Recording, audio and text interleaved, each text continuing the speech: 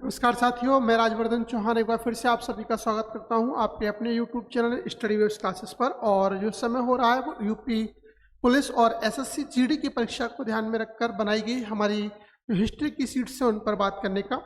तो वीडियो की शुरुआत करने से पहले आपसे कहना चाहूँगा कि चैनल को सब्सक्राइब नहीं किया, चैनल को सब्सक्राइब जरूर करें, बेल आइकन के बटन को जरूर दबाइएगा जिससे कि नई नई वीडियोस की जानकारी तक समय से पहुँचती रहे। यदि आप इस वीडियो को पसंद करते हैं तो ज़्यादा से ज़्यादा शेयर करेगा जिससे कि ज़्यादा से ज़्यादा लोग इसका फ़ायदा उठा सकें। तो शुरुआत करते हैं आज के सेशन की और हम अपनी श्रृंखला को आगे बढ़ाते हुए क्वेश्चन नंबर 96 से आज शुरुआत करेंगे, जो कि स्क्रीन पर सामने दिख रहा है। तो क्वेश्चन नंबर 96 जो कि सामने लिखा हुआ है, जरा पढ़ते हैं क्या है। लिखा हुआ है, एक पाल राजा ने विक्रमशिला विश्वविद्यालय की स्थापना की थी। ठीक है, और उस पाल राजा का नाम आपको बतलाना है कि वो पाल राजा कौन सा था जिसने इस विक्रमशिला विश्वविद्यालय की स्थापना की थी। अगर हम पाल राजा की बात करते हैं तो धर्मपाल नाम का एक राजा हुआ। क्वेश्चन नंबर 94 का जो डी ऑप्शन दिख रहा है, सॉरी 96 का जो डी ऑप्शन है, धर्मपाल नाम का एक राजा था जिसने क्या थी, जो आपका विक्रमशिला विश्वविद्यालय, इस विक्रमशिला विश्वविद्यालय की नींव रखी थी। अगर हम विक्रमशिला विश्वविद्यालय के बारे में बात करते हैं तो विक्रमशिला विश्वविद्यालय की जो नींव थी, जब हम नालंदा के बारे में पढ़ते हैं कि नालंदा अपने उच्च शिखर पर था, तो नालंदा की तरह ही ये भी प्राचीन भारत का एक महानतम विश्वविद्यालय था। ठीक है, जो कि बौद्ध शिक्षा और वैदिक शिक्षा दोनों का एक प्रमुख केंद्र था। तो बेसिकली बौद्ध शिक्षा का ये बहुत बड़ा केंद्र था। तो विक्रमशिला विश्वविद्यालय की स्थापना किसके द्वारा की गई थी? धर्मपाल के द्वारा की गई थी। तो सही आंसर जो यहाँ पर दे रखा है 96 का डी आंसर यहाँ पर बिल्कुल ठीक होगा। चलिए क्वेश्चन नंबर 97 की ओर बढ़ते हैं। क्वेश्चन नंबर 97 क्या कहता है, जरा देखते हैं। लिखा हुआ है, मिहिर भोज एक शासक थे। मिहिर भोज कहाँ के शासक थे, या मिहिर भोज किस वंश से संबंधित थे? राष्ट्रकूट वंश से संबंधित थे, चोल वंश से संबंधित थे, प्रतिहार वंश से संबंधित थे, या कि चालुक्य वंश से संबंधित थे? ये क्वेश्चन आपका यहाँ पर दे रखा है 97। ठीक है, तो मिहिर भोज कहाँ के शासक थे, आपको ये बतलाना है कि मिहिर भोज किससे संबंधित थे। तो 97 के बारे में यदि हम बात करते हैं मिहिर भोज के बारे में, तो ये एक चालुक्य वंश के राजा थे। चालुक्य वंश के राजा थे। कल हमने मिहिर भोज के बारे में पढ़ा था कि जो आधुनिक भोपाल शहर है, वो भोपाल शहर किसके द्वारा बसाया गया था?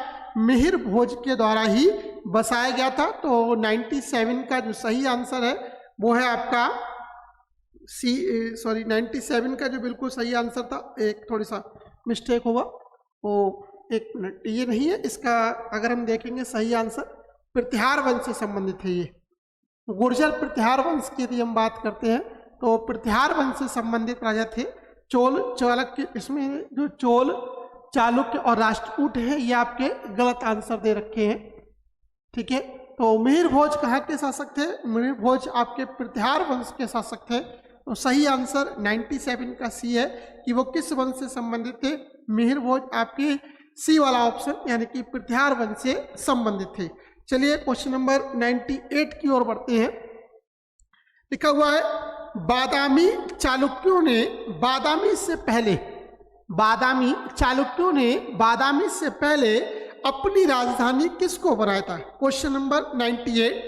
तो अगर हम बादामी के चालुक्यों की बात करते हैं तो चालुक्यों के चालुक्य वंश के बारे में क्या था कि जो बादामी के चालुक्य थे उन्होंने अपनी प्रारंभिक राजधानी कहाँ पर बनाई थी? उन्होंने अपनी प्रारंभिक राजधानी भैया ऐहोल में बनाई थी। ठीक है, ऐहोल के बारे में एक चीज और है, ऐहोल को मंदिरों का शहर भी कहते हैं। मंदिरों का शहर, ठीक है, मंदिरों का शहर किसे कहा जाता है? ऐहोल को कहा जाता है। तो बादामी के चालुक्यों ने अपनी राजधानी कहाँ पर बनाई थी?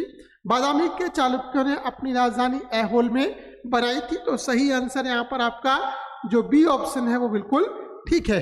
चलिए क्वेश्चन नंबर 99 की ओर बढ़ते हैं। क्वेश्चन नंबर 99 क्या कहता है, देखते हैं।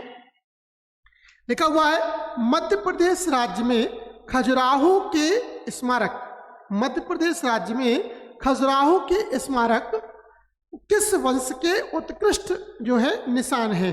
चोल के हैं, चालुक्यों के हैं, चंदेल के हैं, या पल्लवों के हैं? अगर हम मध्य प्रदेश की बात करते हैं तो मध्य प्रदेश में एक वंश हुआ जिसे हम जेजाक भुक्ति,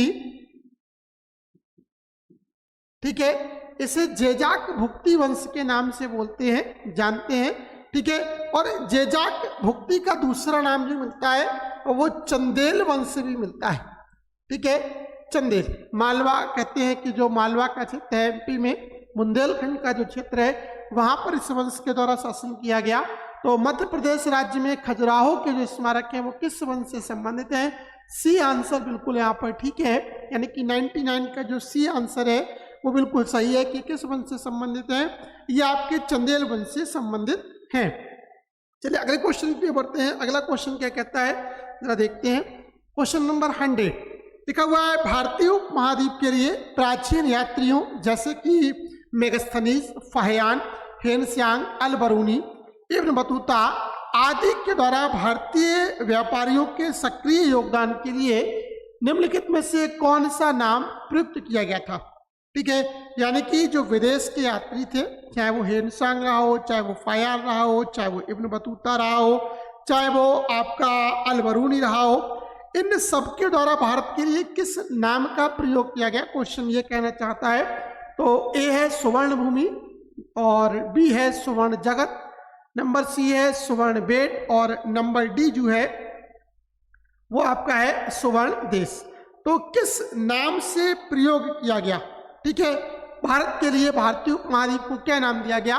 तो इन सभी के द्वारा भारत के लिए सुवर्ण भूमि का नाम जो है दिया गया था। सुवर्ण भूमि यहाँ पर बिल्कुल सही आंसर है, यानी कि 100 जो क्वेश्चन है उसका सही आंसर कौन सा है? 100 का पहला आंसर बिल्कुल सही है कि जो विदेशी यात्री हैं उनके द्वारा भारत के लिए सुवर्ण जो है भूमि का जो है नाम दिया गया था। चलिए अगले क्वेश्चन की ओर बढ़ते हैं। क्वेश्चन नंबर 101 की ओर बढ़ते हैं। क्वेश्चन नंबर 101 क्या कहता है देखते हैं। लिखा हुआ है, हाइडेस्पीच की लड़ाई में किन दो राजाओं ने लड़ी थी, या हाइडेस्पीच की लड़ाई किन दो राजाओं के बीच में लड़ी गई? क्वेश्चन कुछ ऐसा है। तो यदि हम हाइडेस्पीच की बात करते हैं तो हाइडेस्पीच का युद्ध जो लड़ा गया था वो आपका, अगर आप पढ़ेंगे, सिकंदर और एक पोरस नाम का राजा हुआ, उनके बीच में लड़ा गया। झेलम नदी के तट पर ये लड़ाई लड़ी गई और जिसमें सिकंदर ने पोरस को जो था पराजित कर दिया था। बहुत ही महत्वपूर्ण युद्ध था। सिकंदर के द्वारा भारत के, अगर हम पढ़ते हैं तो जो उस समय पंजाब का जो क्षेत्र है वहाँ के जो राजा थे उनका नाम था पोरस, और पोरस को सिकंदर के द्वारा पराजित किया गया। इसे हाइडेस्पीच की लड़ाई बोलते हैं, और इस लड़ाई में पोरस की हार हुई और सिकंदर की विजय हुई। और जब पोरस को बंदी बनाकर सिकंदर के सामने ले जाया गया तो सिकंदर ने पोरस से पूछा था कि तुम्हारे साथ कैसा व्यवहार किया जाए? तो पोरस का उत्तर था कि एक हारे हुए राजा के साथ एक जीते हुए राजा को जैसा व्यवहार करना चाहिए, यानी कि एक राजा को दूसरे राजा के साथ जैसा व्यवहार करना चाहिए वैसा ही व्यवहार आपको मेरे साथ करना चाहिए। तो सिकंदर ने उसे अपना मित्र बना लिया था और कहा था कि जीतते हुए राज्यों को उसने पुनः पोरस को वापस कर दिया और यहाँ से वो चला गया था। ठीक है, तो इस प्रकार जो सिकंदर और पोरस की लड़ाई लड़ी गई वो हाइडेस्पीच की लड़ाई के नाम से जानी जाती है। तो 101 का जो सही आंसर है वो आपका बी बिल्कुल सही आंसर है। क्वेश्चन नंबर 102 की ओर बढ़ते हैं। 102 क्या कहता है? लिखा हुआ है, सेल्यूकस ने सेल्यूसिड मौर्य युद्ध निम्नलिखित में से किस मौर्य शासक के खिलाफ लड़ाई लड़ी थी? यानी कि एक सिकंदर नाम का जो आक्रमणकारी था उसका सेनापति था सेल्यूकस निकेटर, और सेल्यूकस निकेटर और सेल्यूसिड मौर्य युद्ध किस किस के बीच में लड़ा गया था? क्वेश्चन ये पूछ रहा है। चंद्रगुप्त मौर्य, संप्रति, अशोक या दशरथ। चारों शासक मौर्य वंश से संबंधित हैं, लेकिन यदि हम बात करते हैं सेल्यूकस के बारे में तो सेल्यूसिड की जो लड़ाई लड़ी गई थी वो चंद्रगुप्त मौर्य के बीच लड़ी गई थी, चंद्रगुप्त मौर्य और सेल्यूकस निकेटर के बीच में। और इस लड़ाई में जो था चंद्रगुप्त मौर्य क्या रहा था? विजयी रहा था। ठीक है, विजय स्वरूप क्या था कि जो सेल्यूकस निकेटर की बहन थी जिसका नाम था आपका हेलेना, कौन थी? सेल्यूकस निकेटर की बहन। सेल्यूकस की कौन थी? ये सेल्यूकस की बहन थी, हेलेना सेल्यूकस की बहन थी, और इसने उसका विवाह चंद्रगुप्त मौर्य से कर दिया था। चंद्रगुप्त मौर्य ने परिणाम स्वरूप, उपहार स्वरूप क्या कहता है कि सेल्यूकस निकेटर के लिए 100 हाथी जो थे वो दान में दिए थे। तो इस प्रकार जो सही आंसर है 102 का वो है ए। 102 का ए आंसर यहाँ पर बिल्कुल सही है कि ये लड़ाई किसके बीच लड़ी गई, ये लड़ाई सेल्यूकस निकेटर और मौर्य शासक चंद्रगुप्त मौर्य के बीच में लड़ी गई थी। चलिए 103 क्वेश्चन की ओर बढ़ते हैं। क्वेश्चन नंबर 103 क्या कहता है, लिखा हुआ है अशोक के लघु शिलालेख भारत के विभिन्न भागों में पाए जाते हैं। अशोक के लघु शिलालेख भारत के विभिन्न भागों में पाए जाते हैं। निम्नलिखित में कौन सा कर्नाटक में अशोक के लघु शिलालेखों का खोज स्थल नहीं है। अगर हम बात करते हैं कर्नाटक में, तो कर्नाटक एक भारत का महत्वपूर्ण राज्य है। कर्नाटक के बारे में क्या आता है, इसे मिनी इंडिया के नाम से भी जाना जाता है, बहुत ही फेमस यहाँ का एक राज्य है। तो कर्नाटक में कौन सा जो है अभिलेख नहीं मिलता है, क्वेश्चन ये पूछा गया है। ब्रह्मगिरी का अभिलेख नंबर 1, नंबर 2 गावी मठो का अभिलेख, नंबर 3 रूपनाथी अभिलेख और नंबर 4 मस्की, ठीक है, ये अभिलेख। तो अशोक के अगर हम शिलालेखों की बात करते हैं तो कह रहा है खोज स्थल नहीं है, तो रूपनाथी जो है वो अशोक के कर्नाटक के शिलालेखों में नहीं है, या लघु शिलालेख जो है वो ये कर्नाटक में नहीं पाया जाता। रूपनाथी बाकी ब्रह्मगिरी, गविमठो और मस्की ये तीनों कहाँ पर है, कर्नाटक में आपके पाए जाते हैं। तो 103 का जो सही आंसर है वो है आपका सी। बहुत इंपॉर्टेंट क्वेश्चन है, कई क्वेश्चन अशोक के शिलालेखों से पूछे आते हैं। तो यदि डिफिकल्टी लेवल की बात करते हैं वहां पर भी अच्छा क्वेश्चन है। सही आंसर 103 का सी। क्वेश्चन नंबर 104 की ओर बढ़ते हैं। लिखा हुआ है चंद्रगुप्त मौर्य ने, क्वेश्चन नंबर 104, चंद्रगुप्त मौर्य ने कौटिल्य की सहायता से मगध में की शक्ति को उखाड़ कर फेंका और 322 बीसी में एक शानदार मौर्य साम्राज्य की स्थापना की थी। तो ये बतलाना है आपको कि चंद्रगुप्त मौर्य के द्वारा किस वंश को उखाड़ कर फेंका गया और वहां पर एक मौर्य वंश की स्थापना की गई। तो कल हमने बात की थी कि चंद्रगुप्त मौर्य के द्वारा नंद वंश का अंतिम शासक था घनानंद, और घनानंद की हत्या या घनानंद को पराजय करके चंद्रगुप्त मौर्य ने चाणक्य की सहायता से मगध में एक नए वंश की नींव रखी, जिसे हम मौर्य वंश के नाम से जानते हैं।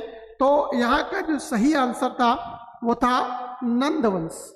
नंदवंश का कौन सा शासक था, नंदवंश का अंतिम शासक जिसका नाम था घनानंद। घनानंद को पराजित करके जो है चंद्रगुप्त मौर्य ने किसकी नींव रखी, मौर्य वंश की नींव रखी। तो 104 का जो सही आंसर है वो आपका डी, 104 का बिल्कुल सही आंसर है। चलिए क्वेश्चन नंबर 105 की ओर बढ़ते हैं। क्वेश्चन नंबर 105 क्या है, कहता है, लिखा हुआ है मौर्य वंश का अंतिम राजा कौन था। यह क्वेश्चन पूछा गया है। देववर्मन था, सतधनवान था, बृहद्रथ था या संप्रति था। यदि हम मौर्य वंश की बात करते हैं तो मौर्य वंश का संस्थापक चंद्रगुप्त मौर्य था, और इस वंश के यदि हम अंतिम राजा की बात करते हैं तो इस वंश का अंतिम राजा बृहद्रथ मौर्य हुआ। ठीक है, कौन हुआ, बृहद्रथ मौर्य हुआ। और बृहद्रथ मौर्य की जो है मौर्य वंश के अंतिम राजा के रूप में गणना की जाती है। तो सही आंसर यहाँ पर क्या है, 105 का जो सही आंसर वो आपका सी, कि बृहद्रथ मौर्य मौर्य वंश का अंतिम राजा था। चलिए क्वेश्चन नंबर 106 की ओर बढ़ते हैं। क्वेश्चन नंबर 106 क्या कहता है, देखते हैं। देखा हुआ है किस राजवंश ने 320 एडी और 550 एडी के बीच भारत पर शासन किया था। यानी कि 320 ईस्वी और 550 ईस्वी के बीच किस राजवंश के द्वारा भारत पर शासन किया गया। क्वेश्चन नंबर 106, मौर्य वंश, होयसल राजवंश, मगध राजवंश या गुप्त राजवंश। यदि हम मौर्यों के बारे में पढ़ेंगे तो अभी थोड़ी देर पहले के क्वेश्चंस में आपने देखा था कि ईसा पूर्व का वर्णन हो रहा था कि उसके द्वारा जो है सेल्यूकस निकेटर और चंद्रगुप्त मौर्य के बीच लड़ाई लड़ी गई, तो वो तो गलत होता है। होयसल और मगध राजवंश इसमें नहीं आते हैं। यदि हम गुप्ता डायनेस्टी को पढ़ेंगे, यानी कि गुप्त वंश के बारे में यदि हम पढ़ेंगे तो गुप्त वंश में चंद्रगुप्त विक्रमादित्य नाम के, कुमारगुप्त, स्कंदगुप्त इत्यादि नाम के जो राजा हुए हैं वो यहीं से संबंधित हैं। तो इस वंश का जो टाइम पीरियड है वो 320 एडी से लेकर आपका 550 एडी तक का माना जाता है कि तब इन्होंने शासन किया था। यानी कि 106 का डी आंसर बिल्कुल सही है। चलिए क्वेश्चन नंबर 107 की ओर बढ़ते हैं। क्वेश्चन नंबर 107 क्या कहता है, देखते हैं। लिखा हुआ है सम्राट अशोक ने निम्नलिखित के बाद बौद्ध धर्म ग्रहण कर लिया था। यदि हम सम्राट अशोक की बात करते हैं तो कौन सी वो लड़ाई थी जिसके बाद उसने जो है हिंसा के लिए सदैव के लिए त्याग दिया और अहिंसा को अपना लिया? तो कलिंग युद्ध है, बक्सर की लड़ाई है, हल्दी घाटी की लड़ाई है और तराइन की लड़ाई है। ये क्वेश्चन यहाँ पर दे रखे हैं। तो देखिएगा, अगर हम बात करते हैं कलिंग युद्ध, सही आंसर कलिंग है। हर किसी को पता है कि कलिंग के बाद जो है कलिंग की लड़ाई के बाद क्या है, सम्राट अशोक ने युद्ध के लिए सदैव के लिए त्याग दिया। हल्दी घाटी की लड़ाई महाराणा प्रताप और अकबर के बीच लड़ी गई। तराइन की पहली और दूसरी लड़ाइयाँ क्रमशः मोहम्मद गौरी और पृथ्वीराज चौहान के बीच लड़ी गई। और बक्सर की लड़ाई के बारे में कमेंट बॉक्स में आप उत्तर करके बताइए, उत्तर दीजिएगा कि बक्सर की लड़ाई किस किस के बीच में लड़ी गई थी। मैं आपके उत्तर का वेट करता हूं। क्वेश्चन नंबर 108 की ओर बढ़ते हैं। क्वेश्चन नंबर 108 क्या कहता है, जरा देखिएगा। लिखा हुआ है, निम्नलिखित में कौन सा शासक मौर्य वंश से संबंधित नहीं था?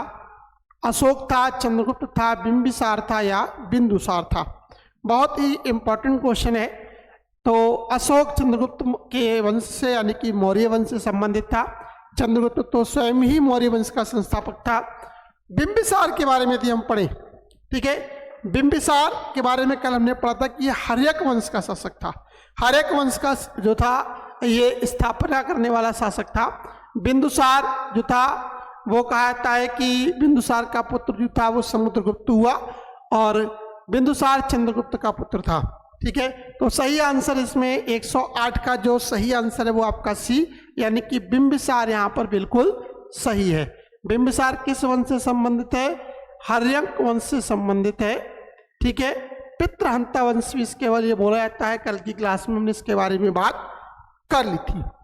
चलिए अगले क्वेश्चन की ओर बढ़ते हैं, 109 नंबर की ओर बढ़ते हैं। क्वेश्चन नंबर 109 लिखा हुआ है, राजा अशोक की बेटी का नाम क्या था जिसे उन्होंने बौद्ध मिशनरी के कर्तव्यों को निभाने के लिए नियुक्त किया था? आपने पढ़ा होगा जब अशोक ने बौद्ध धर्म को अपना लिया तो उसके पुत्र जो था महेंद्र और उसकी पुत्री संघमित्रा को बौद्ध धर्म के प्रचार प्रसार के लिए लंका भेजा गया था। तो वो पुत्री का नाम पूछ रहा है कि कौन सी है, पद्मावती, चारुमती, असंधिमित्रा और संघमित्रा? तो सही आंसर है आपका संघमित्रा। ठीक है, चारुमती या चारुवाकी नाम की जो है उसकी पत्नी का उल्लेख मिलता है, वो अशोक की पत्नी थी। पद्मावती और संधिमित्र जो है वो उससे संबंधित नहीं है। तो संघमित्रा यहाँ पर बिल्कुल सही नाम है। ये अशोक की बेटी का नाम क्या था? संघमित्रा। और यदि हम पुत्र की बात करते हैं तो अशोक के पुत्र का नाम था महेंद्र। अशोक के पुत्र का नाम क्या था? महेंद्र अशोक के पुत्र का नाम था। तो सही आंसर यहाँ पर जो होता है डी आंसर बिल्कुल सही है। 109 का डी आंसर बिल्कुल सही है। चलिए क्वेश्चन नंबर 110 की ओर बढ़ते हैं। क्वेश्चन नंबर 110 क्या कहता है?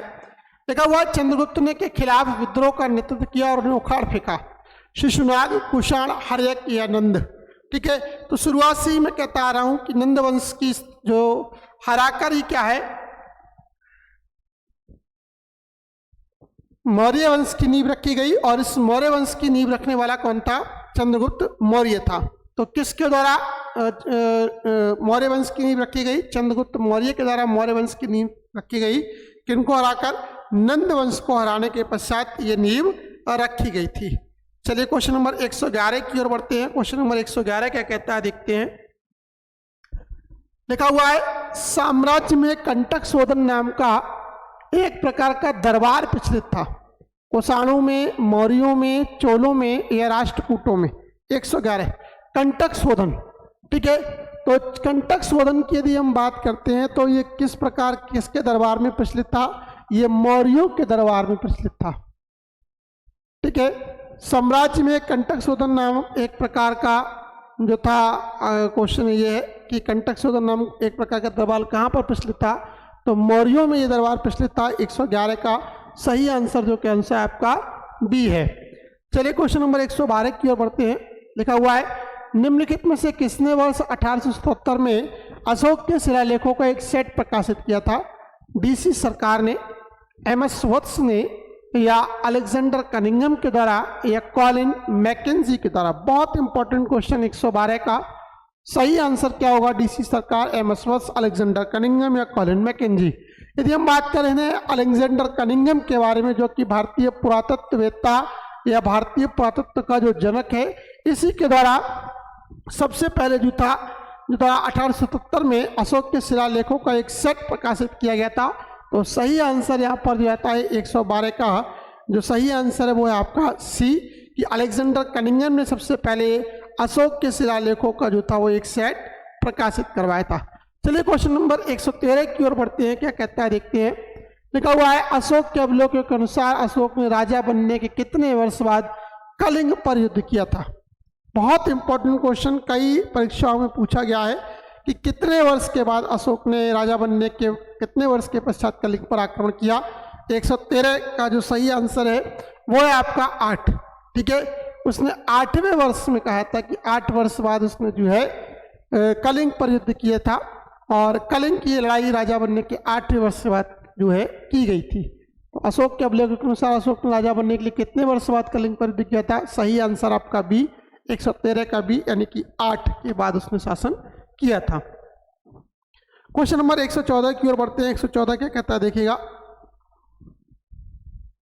लिखा हुआ है निम्नलिखित में से कौन अशोक के अभिलेखों को समझने वाला पहला विद्वान था।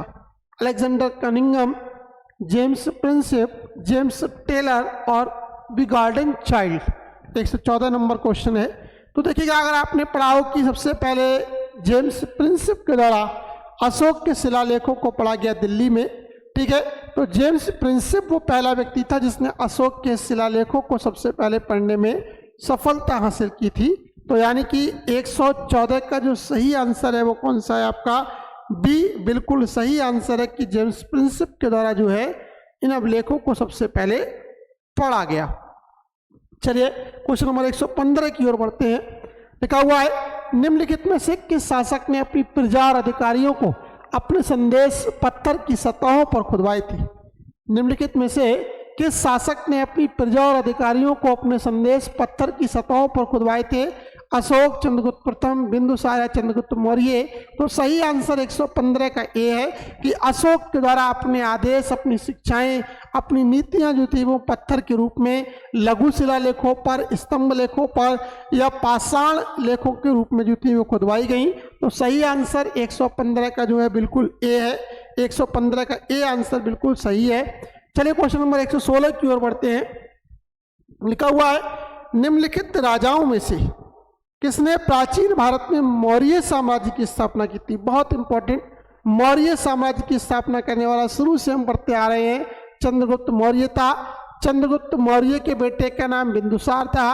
बिंदुसार के पुत्र का नाम समुद्रगुप्त, बिंदुसार के पुत्र का बेटा हुआ वो समुद्रगुप्त हुआ, और समुद्रगुप्त के बेटे का नाम जो था अशोक था। तो सही आंसर यहाँ पर क्या है, यहाँ पर जो सी मतलब डी आंसर, चंद्रगुप्त मौर्य ने किसकी नींव रखी थी, मौर्य साम्राज्य की नींव रखी थी। ये बिल्कुल यहाँ पर सही है। चलिए क्वेश्चन नंबर 117 की ओर बढ़ते हैं। लिखा हुआ निम्न में से कौन सा प्राचीन भारत का पहला साम्राज्य है जिसने युद्ध के लिए बड़े पैमाने पर हाथियों का उपयोग किया था। शुंग वंश, चोल वंश, कुषाण वंश और मगध वंश। मगध डायनेस्टी ये दे रखा है। ये बताना है आपको सबसे पहले हाथियों का प्रयोग किसके द्वारा किया गया सबसे पहले युद्ध के लिए। तो मैंने शुरुआत में बताया था कि मगध एक ऐसा राज्य था जिनके पास हाथियों की अपनी एक विशाल सेना थी। नंदों को यदि आप पढ़ेंगे, नंदों का साम्राज्य एक प्रभुत्वशाली साम्राज्य था। तो इन्हीं के द्वारा मगध वंश के, मगध राज्य के द्वारा ही सबसे पहले युद्ध में हाथियों का प्रयोग किया गया था। सही आंसर 117 का डी है। चलिए क्वेश्चन नंबर 118 की ओर बढ़ते हैं। 118 क्या कहता है, तो ध्यान दीजिएगा। भारतीय इतिहास में अवंतिका राज्य के रूप में किसे संदर्भित किया गया है। दक्षिण भारतीय साम्राज्य को, गणतंत्रवादी राज्य को, वन साम्राज्य को या मुगल साम्राज्य को। ये दे रखा है। यदि हम अत्विका आठविक राज्यों की बात करते हैं, ये अत्विका दे रखा है और ये कहीं कहीं पर आठविक राज्य मिलते हैं। ठीक है, आठविक राज्यों का वर्णन मिलता है। ये आठविक राज्य कौन से थे, ये आठविक राज्य वो राज्य थे जो कि वन साम्राज्य से संबंधित थे, और सम्राट अशोक के द्वारा आठविक राज्यों को जो था वो चेतावनी पत्र जारी किया गया था कि वो उसकी सीमा में घुसकर उसका आक्रमण ना करें, वहाँ की जनता को परेशान ना करें। तो इस प्रकार यहाँ का जो सही आंसर है वो क्या है आपका सी आंसर बिल्कुल ठीक है, 118 का सी आंसर बिल्कुल सही है। क्वेश्चन नंबर 119 की ओर बढ़ते हैं। क्या कहता है जरा देखते हैं। लिखा हुआ है, प्राचीन भारत में राजाओं द्वारा अपनी स्थिति स्थापित करने के लिए निम्नलिखित में से किस प्रकार का बलिदान नहीं दिया गया था? वाजपेयी, राजसूग, अश्वमेध और मुविंडवेलन, ये यहाँ पर दे रखे हैं। तो 119 में पूछ रहा है कि कौन सा यज्ञ का प्रकार नहीं है। तो देखिए, अगर आपने पढ़ा होगा वाजपेयी यज्ञ होता है, राजसूग यज्ञ होता है, अश्वमेध यज्ञ होता है। ये तीनों कैसे हैं? ये तीनों आपके यज्ञ के प्रकार हैं, लेकिन मुविंडवेलन जो दे रखा है वो इसमें यज्ञ के प्रकार में नहीं आता है। इसमें जो है वो बलिदान से संबंधित नहीं है। तो 119 का जो सही आंसर है वो क्या है? आपका डी है। चलिए क्वेश्चन नंबर 120 की ओर बढ़ते हैं। 120 क्या कहता है? लिखा हुआ है, मौर्य प्रशासन के तहत सीताध्यक्ष के प्रभारी अधिकारी कौन थे? बहुत इंपॉर्टेंट क्वेश्चन 120 कि सीताध्यक्ष के प्रभारी कौन हुआ करते थे? शाही एवं सीमा शुल्क, खाने या कृषि, यह सीताध्यक्ष क्या कहलाते थे?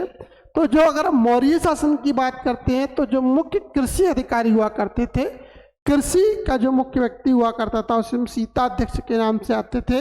और सीता का मतलब होता है कृषि योग्य भूमि, तो सीताध्यक्ष का मतलब हो गया कृषि योग्य भूमि के जो अधिकारी हैं वो।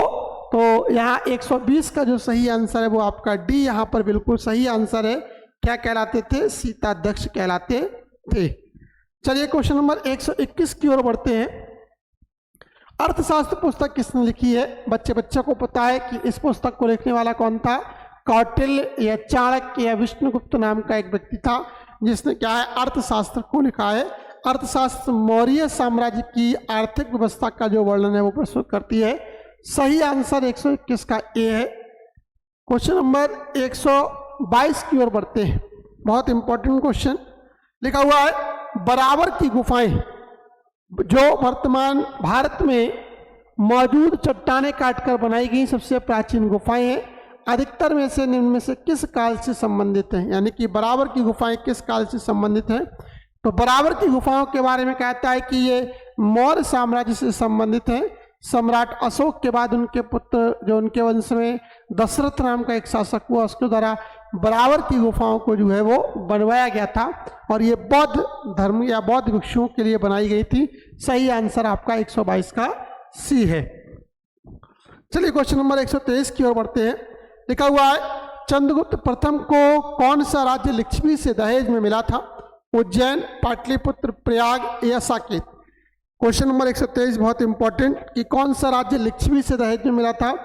तो यदि हम बात करते हैं पाटलिपुत्र राज्य के बारे में, तो पाटलिपुत्र चंद्रगुप्त को लिच्छवियों से दहेज के रूप में प्राप्त हुआ था।